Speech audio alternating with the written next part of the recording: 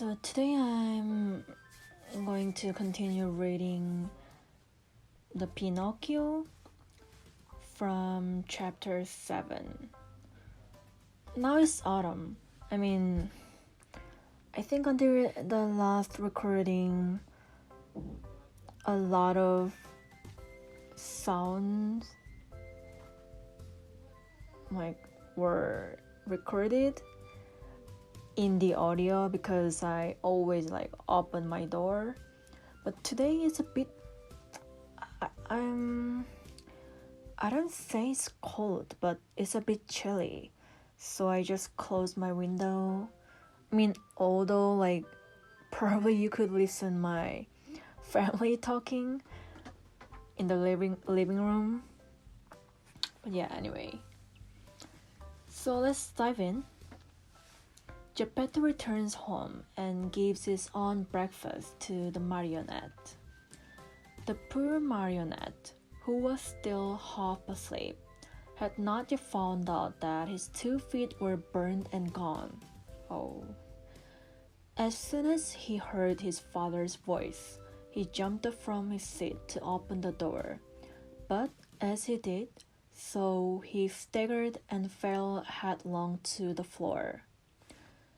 In falling, he made as much noise as a sack of wood falling from the 5th story of a house. "Open the door for me," Geppetto shouted from the street. "Father, dear father, I can't," answered the marionette in despair, crying and rolling on the floor. "Why can't you?" "Because someone has eaten my feet." "And who has eaten them?" "The cat," answered Pinocchio, seeing that little animal busily playing with some shavings in the corner of the room. "Open, I say," repeated Geppetto, "or I'll give you a sound whipping when I get in." "Father, believe me, I can't stand up." Oh dear, I shall have to walk on my knees all my life." Geppetto, thinking that all these tears and cries were only other pranks of the marionette, climbed up the side of the house and went in through the window.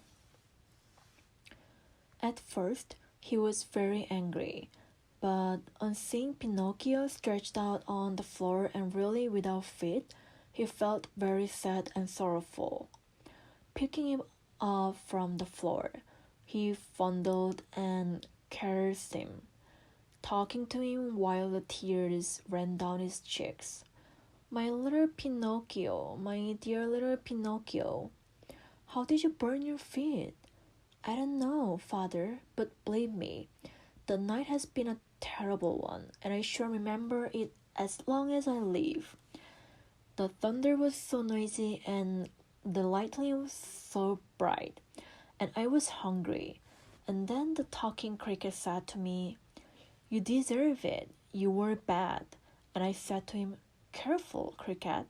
And he said to me, 'You're a marionette and you have a wooden head.' And I threw the hammer at him and killed him. Oh, it was his own fault, for I didn't want to kill him, but I put the pan on the coals. But the chick flew away and said, 'I'll see you again. Remember me to the family.' And my hunger grew, and I went out, and the old man with a nightcap looked out of the window and threw water on me, and I came home and put my feet on the stove to dry them because I was still hungry, and I fell asleep, and now my feet are gone, but my hunger isn't. Oh. And poor Pinocchio began to scream and cry so loudly that it could be heard for miles around. Geppetto, who had understood nothing of all that jumbled talk, except that the marionette was hungry, felt sorry for him, and pulling 3 pears out of his pocket, offered them to him, saying, "These 3 pears were for my breakfast, but I give them to you gladly. Eat them and stop weeping." If you want me to eat them, please peel them for me. Peel them? Asked Geppetto, very much surprised. I should never have thought, dear boy of mine, that you were so dainty and fussy about your food. Bad, very bad. In this world, even as children, we must accustom ourselves to eat of everything, for we never know what life may hold in store for us. You may be right, answered Pinocchio, but I will not eat the pears if they are not peeled. I don't like them. And good old Geppetto took out a knife, peeled the 3 pears, and the skins in a row on the table. Pinocchio ate 1 pear in a twinkling and started to throw the core away, but Geppetto held his arm. Oh no, don't throw it away. Everything is in this world may be of some use.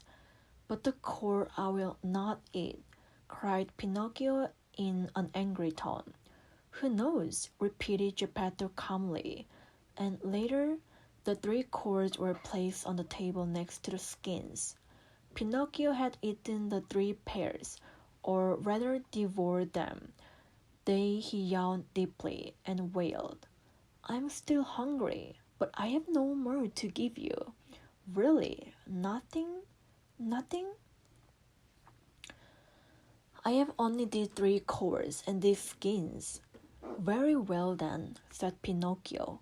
If there's nothing else, I'll eat them. At first he made a wily face, but one after another, the skins and the cores disappeared. Oh, now I feel fine, he said after eating the last one. You see, observed Geppetto, that I was right when I told you that one must not be too fussy and too dainty about food. My dear, we never know what life may have in store for us. Yeah, that's true. Like in Italian, we say è vero. And let's dive into chapter 8.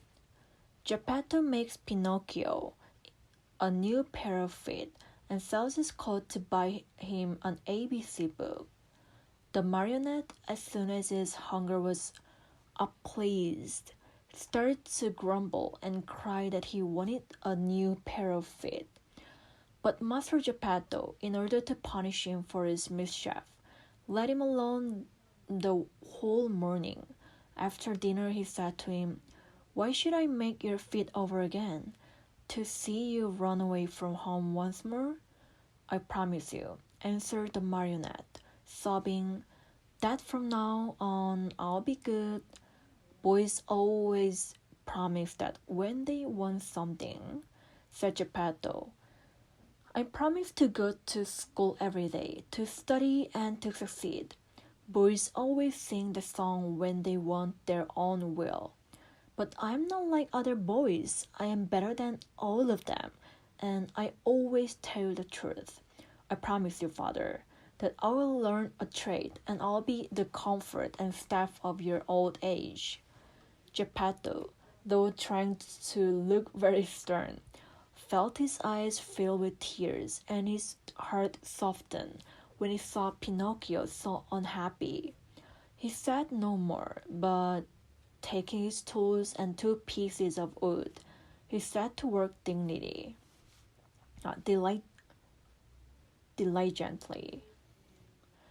In less than an hour, the feet were finished. 2 slender, nimble little feet, strong and quick, modeled as if by an artist's hands. Close your eyes and sleep, Geppetto then said to Marionette. Pinocchio closed his eyes and pretended to be asleep, while Geppetto stuck on the 2 feet with a bit of glue melted in an eggshell, doing its work so well that the joint could hardly be seen. As soon as the marionette felt his new feet, he gave 1 leap from the table and started to skip and jump around, as if he had lost her hat from very joy. To show you how grateful I am to you, father, I'll go to school now, but to go to school I need a suit of clothes. Geppetto did not have a penny in his pocket, so he made his son a little suit of flowered paper, a pair of shoes from the bark of a tree, and a tiny cap from a bit of dough. It's really sweet, right? Pinocchio ran to look at himself in a bowl of water, and he felt so happy that he said proudly, "Now I look like a gentleman, truly," answered Geppetto. "But remember that fine clothes do not make the man usually, unless they be neat and clean." "Very true," answered Pinocchio.